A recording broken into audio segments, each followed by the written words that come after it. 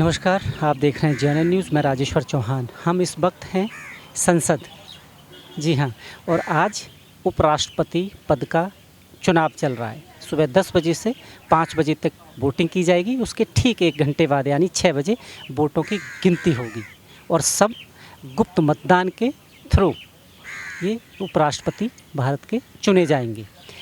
इससे पहले जगदीप धनखड़ की वजह से जो सीट खाली है, ये सब उसी के लिए हो रहा है। अब देखना ये है सुदर्शन रेड्डी या राधाकृष्णन, इन दोनों में से कौन भारत के उपराष्ट्रपति बनते हैं। देखा जाए तो बीजेपी या एनडीए दल के पास पूरा बहुमत है। उनके अपने पास यानी खुद की बात करें तो बीजेपी के पास भी काफ़ी बहुमत है और उनके एनडीए दल को मिला के पूरा बहुमत है। वहीं जैसा कि कांग्रेस या विपक्ष की बात करें, वो इस कोशिश में है कि सेंध लगाए कैसे भी करके क्रॉस वोटिंग हो जाए और रेड्डी साहब यानी उनके द्वारा जो उपराष्ट्रपति पद के लिए खड़े हुए हैं वो जीत जाएं। पर ये आंकड़ों का मामला है, इसमें कहीं भी ऐसा लग नहीं रहा है।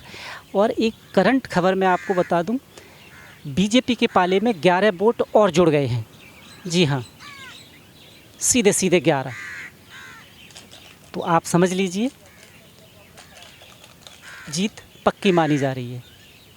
जगनमोहन रेड्डी जी की बात करें, उन्होंने ये ऐलान किया है कि वो सीधा एनडीए के राधाकृष्णन जी को समर्थन देंगे।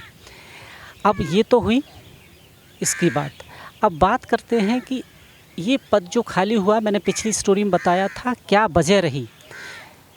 अभी तक जगदीप धनखड़ कुछ बोल नहीं पाए हैं, सरकार या उसके मंत्री भी कुछ नहीं बता रहे हैं। हकीकत क्या थी, सबने कहा स्वास्थ्य अनफिट था, इसकी वजह से इस्तीफ़ा दे दिया। पर मैंने पुरानी स्टोरी में आपको सब कुछ स्पष्ट किया था, पर वो जो और खबरें आई हैं उसके मुताबिक मैं आपको बता रहा हूँ। स्वास्थ्य का जो कहना था वो बिल्कुल गलत था। खबर ये थी कि जगदीप धनखड़ जी का महत्वाकांक्षाएँ बढ़ गई थी और उसी की वजह से ये हाल हुआ। ये बिल्कुल स्पष्ट हो चुका है अब कि वो इस सरकार को स्थिर करना चाहते थे। आपको मैंने बताया पहले भी कि उन्होंने चुना केजरीवाल, संजय सिंह को मिले। उन्होंने कहा उनसे कि आप जाके चंद्रबाबू नायडू से मिलिए। सब जानते हैं इसकी क्या वजह थी। उसके बाद वो मिले नहीं मिले ये एक अलग खबर है। जब धनखड़ साहब को लगा कि ये भी नहीं हुआ, सरकार ठीक चल रही है, तो उन्होंने एक बिजनेसमैन जिनके बीजेपी से भी बहुत अच्छे ताल्लुक़ हैं उनको चुना। यानी षड्यंत्र आप देखिए कितना ख़तरनाक हो चुका था।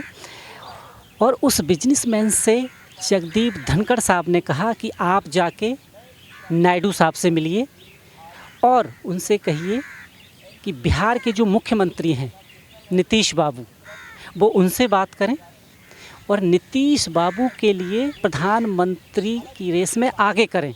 और इससे फ़ायदा ये होगा कि कुछ विपक्षी दल भी उन्हें समर्थन दे देंगे। जी हाँ, यानी वो चाहते यही थे कि प्रधानमंत्री एनडीए का बने पर पीएम मोदी प्रधानमंत्री नहीं हो। अब क्या वजह थी, क्या पर्सनल दुश्मनी थी उनसे, क्या ऐसा था, क्या महत्वाकांक्षाएँ थी उनकी जिसकी वजह से वो पीएम मोदी से इतनी नफ़रत क्यों करने लगे। पीएम मोदी की वजह से ही उनको सब कुछ मिला। अगर आपको याद हो तो गवर्नर बंगाल के और उसके बाद उपराष्ट्रपति दूसरा सबसे बड़ा पद होता है भारत का, वो पद भी उनको मिला।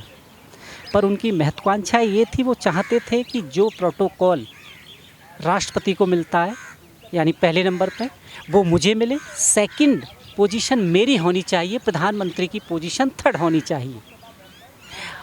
यहाँ तक खबरें हैं कि वो चाहते थे कि उनके लिए पर्सनल हवाई जहाज़ भी होना चाहिए जाने आने के लिए। अब क्या सच्चाई है, तो ये तो उनकी थी कि सारा षड्यंत्र कैसे रखा। अब जब वो बिजनेसमैन को इन्होंने तैयार किया स्थिर करने के लिए सरकार, वो बिजनेसमैन नाम बताना ठीक नहीं रहेगा, सब जानकार हैं, सब समझ जाएंगे कि कौन है। वो सीधे चंद्रबाबू नायडू से मिले और चंद्रबाबू नायडू सब जानते हैं कि वो कहीं भी नहीं जाएंगे, उन्हें कोई लालच नहीं है। और रहा प्रधानमंत्री पद का लालच, तो वो आज से कई साल पहले ठुकरा चुके हैं। जब एक संयुक्त मोर्चा की सरकार थी तो उन्होंने मना कर दिया था कि मैं आंध्र प्रदेश मैं ही रहकर यहीं के लिए बेहतर काम करूँगा। अब चंद्रबाबू नायडू के सामने बहुत सारी चीज़ें हैं। उन्हें ये भी लगता है कि उनके बाद उन्हें अपने बेटे के लिए राजनीतिक पारी तैयार करनी है और उसके लिए एनडीए में रहकर और प्रधानमंत्री मोदी के बगैर ये मुमकिन नहीं हो पाएगा। इसलिए उनका एनडीए से अलग जाना नामुमकिन था। अब नीतीश बाबू को अभी भी लोग या धनखड़ साहब सही से समझ नहीं पाए। उन्हें लगा कि ये हमेशा पार्टी बदल लेते हैं तो हो सकता है कि प्रधानमंत्री के लालच में, पद के लालच में ये शायद एनडीए से अलग हों और ये सरकार टूट जाए और प्रधानमंत्री मोदी प्रधानमंत्री ना रहें। पर नीतीश भी अब समझ चुके हैं। उन्होंने कई बार अलग जाके देखा है एनडीए से क्या दुर्दशा हुई है और वो भी अब ये कह चुके हैं कि हम एनडीए से अब नहीं जाएंगे, दूर नहीं होंगे।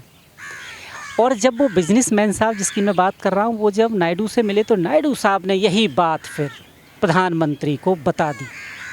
सारे पत्ते खुले और एकदम आनन फानन ने प्रधानमंत्री की तरफ से बिना वक्त गंवाए उनसे सीधा इस्तीफ़ा मांग लिया गया।